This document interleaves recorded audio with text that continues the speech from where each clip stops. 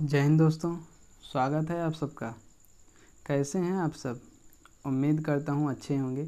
तो आज के इस वीडियो लेक्चर में हम पढ़ेंगे अपरिमेय संख्या और अपरिमेय संख्याओं को जो जोड़ते हैं या गुणा करते हैं या घटाते हैं, तो इसको हम संख्या रेखा पर कैसे रिप्रेजेंट करेंगे, कैसे दर्शाएंगे। आज की इस वीडियो में हम उसके बारे में डिस्कस करेंगे। तो इसके पहले हमने परिमेय संख्या और अपरिमेय संख्याओं को अलग अलग संख्या रेखा पर कैसे दर्शाया जाता है उसके बारे में हमने पूरा डिटेल वीडियो बना दिया है, आप वीडियो देख सकते हैं। तो सबसे पहले हम अपरिमेय संख्या को संख्या रेखा पर जो दर्शाएंगे उसका रिवीजन करेंगे। यहाँ पर जो अंडर रूट की तरह होती हैं अपरिमेय संख्याएं, मान लीजिए अंडर रूट यक्स अपरिमेय संख्या है, तो इसको हम संख्या रेखा पर दर्शाने का दो तरीका बताया था। तो इसमें पहला तरीका क्या था, मान लीजिए अंडर रूट 2 को हमें संख्या रेखा पर दर्शाना है, तो क्या करेंगे, संख्या रेखा पर 2 यूनिट एक लाइन खींचेंगे। ये यूनिट में हम मीटर, सेंटीमीटर कुछ भी लिख सकते हैं अपनी सुविधा के हिसाब से। तो यहाँ पर 2 यूनिट खींचेंगे, फिर उसके बाद क्या करते हैं, 1 यूनिट इसमें और बढ़ा देते हैं। 1 यूनिट और बढ़ाने के बाद अब इसको हम आधा करेंगे। इस पूरी रेखा को आधा करने का हमने 2 तरीके बताए थे। एक तो था इन दोनों को जोड़कर बटे 2 कर देंगे, एक था तो ज्यामितीय विधि से भी आधा कर सकते हैं इसको। फिर पिछली वीडियो में हमने बताया था, वीडियो देख सकते हैं आप पूरी जानकारी के लिए। फिर यहाँ पर इसको आधा करने के बाद यहाँ हमें आधा मध्यबिंदु मिल जाएगा। फिर यहाँ से प्रकार की नोक रख के यहाँ प्रकार की नोक रखेंगे। फिर यहाँ से एक अर्धवृत्त खींचते हैं। अर्धवृत्त खींचने के बाद यहाँ पर क्या करेंगे, हम ये जो 2 यूनिट वाला लास्ट वाला बिंदु था, इस पर हम एक लंब डालेंगे। ऐसे लंब डालने का 2 तरीके हमने बताए थे। एक आप प्रकार की सहायता से, इसको हम कंपास कहते हैं, इसकी सहायता से डाल सकते हैं। एक तो आप प्रोट्रैक्टर की सहायता से ऐसे आप डाल सकते हैं, जिसको हम चांदा भी कहते हैं, इसकी सहायता से भी डाल सकते हैं। तो लंब डालने के बाद यहाँ से जो यहाँ तक दूरी मिलती है, ये दूरी हमें अंडर रूट 2 मिल जाती है। अब ये दूरी, ये यहाँ पर हम मूल बिंदु मान लेते हैं 0। तो यहाँ से इसको हम आगे बढ़ाते हैं इस रेखा को। फिर आगे बढ़ाने के बाद अब इसको त्रिज्या मानेंगे इस पूरी रेखा को। फिर यहाँ से प्रकार की नोक रखेंगे और एक आर्क यहाँ लगा देंगे। मान लीजिए ये बिंदु हमें P मिल गया, तो यहाँ से यहाँ तक की जो दूरी हमें मिल जाती है अंडर रूट 2 मिल जाती है। ये दूरी अंडर रूट 2 मिल जाती है। इसको हम मूल बिंदु मानेंगे। फिर इस विधि से आप कोई भी परिमेय संख्या निकाल सकते हैं जो रूट की तरह रहती हैं। फिर दूसरी विधि में हमने बताया था कि पाइथागोरस प्रमेय लगेगा। दूसरी विधि में पाइथागोरस प्रमेय लगेगा। पाइथागोरस प्रमेय क्या होता है, कर्ण स्क्वायर बराबर लंब का स्क्वायर प्लस आधार का स्क्वायर। तो यहाँ पर लंब हमें 1 लेना पड़ेगा का स्क्वायर और आधार 1 भी लेना पड़ेगा। लंब भी 1 लेना पड़ेगा और आधार भी 1 लेना पड़ेगा। तो यहाँ से 1 का स्क्वायर 1, 1 का स्क्वायर 1, यहाँ पर 2 हो जाएगा। तो कर्ण स्क्वायर बराबर 2 और कर्ण बराबर कितना मिलेगा, तो यहाँ से मिलेगा अंडर रूट 2, या इसको हम लिख सकते हैं 2 की पावर 1/2। अंडर रूट 2 को हम लिख सकते हैं 2 की पावर 1/2 भी लिख सकते हैं, लेकिन आपको सिर्फ इससे मतलब है, हमें दर्शाना है अंडर रूट 2 को संख्या रेखा पर। तो क्या करेंगे, एक नंबर लाइन खींचेंगे। नंबर लाइन खींचने का तरीका क्या है, एक सीधी रेखा के दोनों तरफ हम तीर का निशान लगाते हैं। फिर यहाँ मूल बिंदु लिखते हैं 0 और यहाँ यूनिट में बराबर यूनिटों में बांट देते हैं। बांटने के बाद इधर अनंत तक जाएगा, दाएं तरफ प्लस में होता है और इधर माइनस में होता है, इधर भी अनंत तक जाएगा। तो क्या करेंगे, 1 यूनिट यहाँ आधार लेंगे, 1 यूनिट हो गया आधार। फिर यहाँ से एक लंब डालेंगे। लंब डालने का 2 तरीके हमने बताए थे, चाहे चांदी की सहायता से डालिए या जिसको हम गोले प्रकार कहते हैं, गोला प्रकार, उसकी सहायता से भी डाल सकते हैं। तो डालने के बाद 1 यूनिट यहाँ पर ले लेंगे। आप प्रकार की भी सहायता से ले सकते हैं, जैसे हमने बताया था। 1 यूनिट ऐसे नापिए, फिर यहाँ से ऐसे रख दीजिए। ये 1 यूनिट हो, यहाँ से प्रकार लीजिए और 1 यूनिट यहाँ नापिए, फिर आप ऐसे रख के काट सकते हैं, तो 1 यूनिट हमें मिल जाती है। फिर आप यहाँ से इसको मिला देंगे।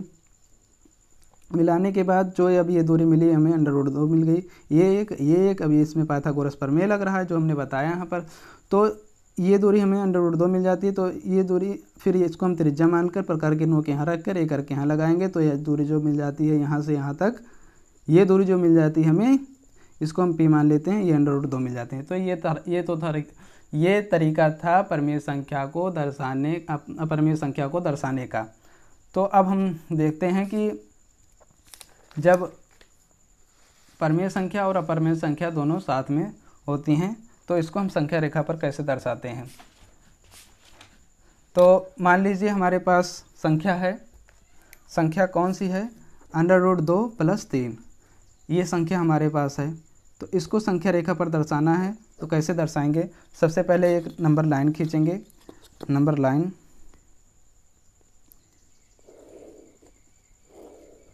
नंबर लाइन का तरीका है दोनों तरफ यूरो का निशान लगाएंगे। फिर क्या करेंगे, इसको बराबर यूनिटों में बांट देंगे।